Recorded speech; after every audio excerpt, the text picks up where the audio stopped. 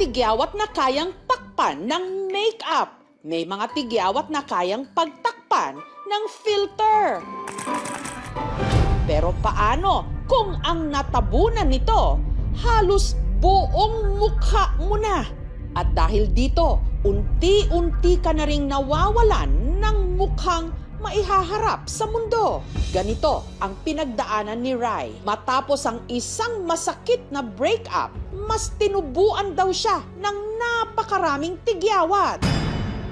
Sobrang na-stress din po ako noon. I feel like alone, na akala ko po mag-isa ako noon. Mga namumula at nagkanana pa.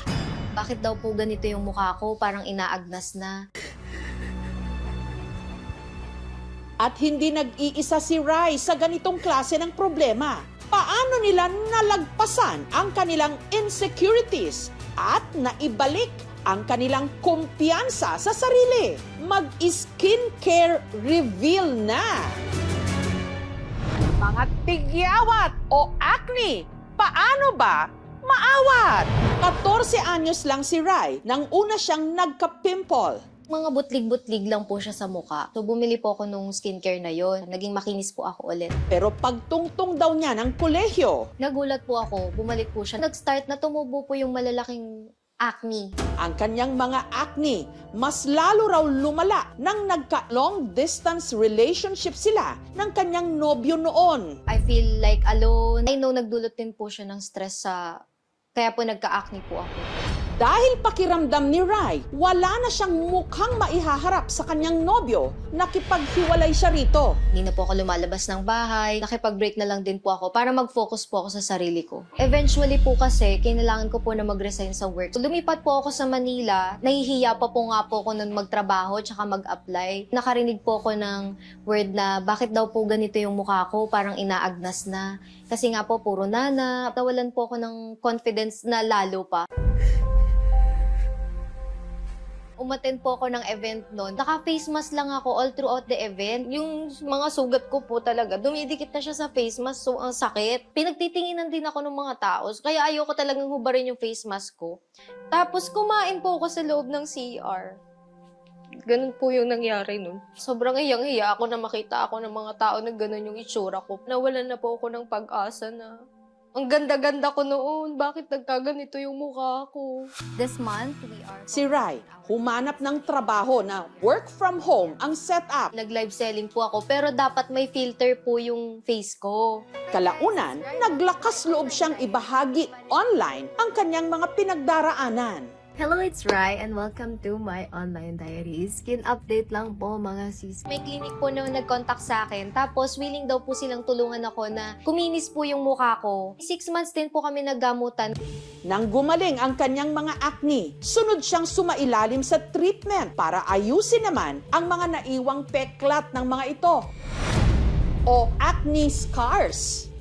They're doing the subsession, which is yun yung gagawin ulit sa akin ni Doc. Kaya rito yung skin, ganyan, nakaganyan yung skin mo. Kasi merong humihila dito. Kaya ang subcision, kinakat mo yun. May 3 treatment po na ginagawa sa akin per session. Nasa 30,000 daw po siya. Pero sinagot po nila yon. At makalipas lang ang ilang session, eto na ang mukha ni Rai ngayon.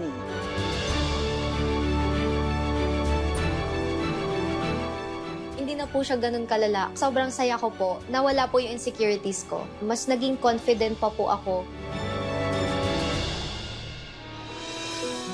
Ang kanyang puso na pinaiyak ng kanyang acne problem noon, kamusta na ngayon? 5 months na po kami ngayon. Sabi nga nila, trust the process. Hindi mo naman daw makikita yung bigger picture sa umpisa, pero kapag after ilang years, mas maiintindihan mo bakit mo yun naranasan.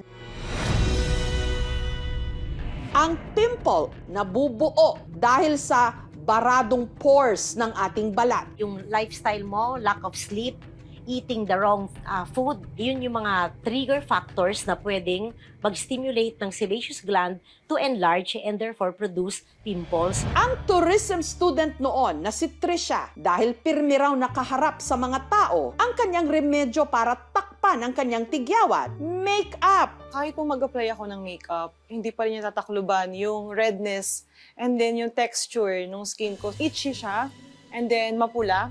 Tapos meron pong mga nana. Akala po nila, puro pagpapaganda lang po yung iniisip ko or skincare. Pero hindi po nila alam. Nai-stress na po ako, nade-depress na po ako. Sinasabi po nila para daw po akong tigyawat na tinubuan ng mukha. Pangamba niya, baka ang kanyang mga acne pa ang maging balakid sa pangarap niyang maging flight attendant. Ako po mismo yung tumatanggi. Kasi parang feeling ko, hindi ako magiging good enough para dun sa isang position na yon. Takot po ako sa judgment ng mga tao. Nagpatingin din si Trisha sa dermatologist. Ang binigay niyo na po sa akin is yung isotretinoin and then other treatments like acne extractions. Eto na, si Trisha. Ngayon, Maas na agad yung confidence ko and ngayon po nagtatrabaho po ako sa isang 5-star hotel. Isa po akong receptionist sa isang restaurant. ang tiga Rodriguez Rizal na si Kennard, ang malaking pagkakamali raw niya, tinitiris niya ang kanyang pimples. Nagkaroon po ako ng acne noong December 2021. Kinutkot ko po yung acne ko, kaya po siya namaga. Hanggang sa halos buong mukha na ni Kennard, tinubuan ito. Tinatawag po nila akong pinya, parang mukha ko, maraming mata. I tried to hide myself po. Tinakpan ko po yung mga salamin sa bahay. Ayoko pong nakikita yung reflection ng sarili ko. Batid ni Kennard na hindi pwedeng hayaan lang niyang ganito ang kanyang itsura. Nag-search po ako ng tamang skincare para sa skin type ko. Minaintain ko po siya ng halos 1 taon at doon po umayos yung mukha ko.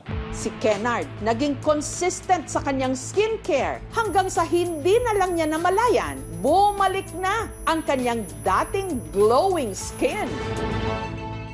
Lumakas po yung self-esteem ko. The way na ang light na ng araw-araw ko. Pag tumitingin ako sa salamin, hindi na siya stressful. Balik na rin siya sa pag-flex ng kanyang selfies online. Confident! Iniiwasan ko rin po ngayon yung pagpupuyat dahil malakas din po talaga siya maka-acne. I am more than my outside appearance. Don't lose hope kasi mawawala rin po yan. Kahit na marami kang tigyawat, just know na you are worth it and you are beautiful. Mukha na tinubuan ng tigyawat o tigyawat na tinubuan ng mukha. Yan ang masasakit na salitang narinig ng mga dumaan sa ganitong problema. Pero sa likod ng bawat peklat, may kwento ng laban, tiyaga at pagbangon. Huyo kayo ngayon!